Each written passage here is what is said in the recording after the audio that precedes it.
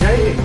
ગયા વર્ષે 2024માં વડોદરા શહેરમાં માત્ર 2 મહિનાની અંદર 3 વખત વિશ્વામિત્રી નદીમાં પૂર આવ્યા। લોકોને 20,000 કરોડથી વધારે રકમનું નુકસાન થયું।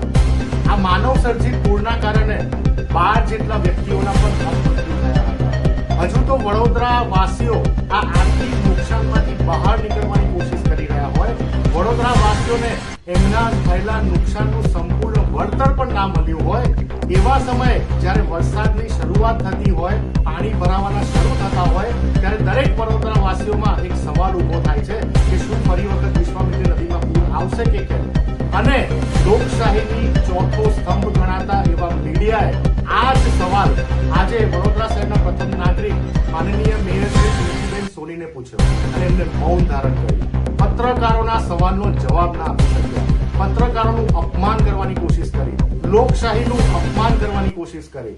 અરે મેડમ મેયર શ્રી, તમને તમારા જ કરેલા કરોડો રૂપિયાના વિશ્વામિત્રીને ઊંધી અને પહોળી કરવાના કામ ઉપર વિશ્વાસ ના હોય તો પછી આ સત્તાનો મોહ શેની માટે છે?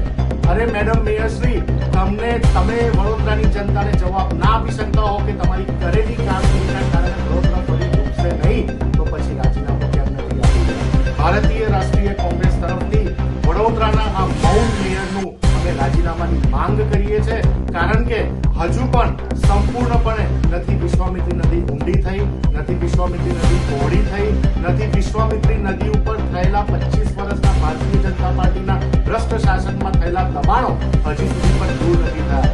અને જ્યાંથી પણ વિશ્વામિત્રી નદી જાય છે ને જ્યાં બુલેટ ટ્રેનનો પ્રોજેક્ટ ચાલે છે, ત્યાં વિશ્વામિત્રી નદી ઉપર જે પુરાણ થઈ ગયા છે એના પણ અખબારી અહેવાલોમાં સબૂતો છપાઈ ગયેલા છે।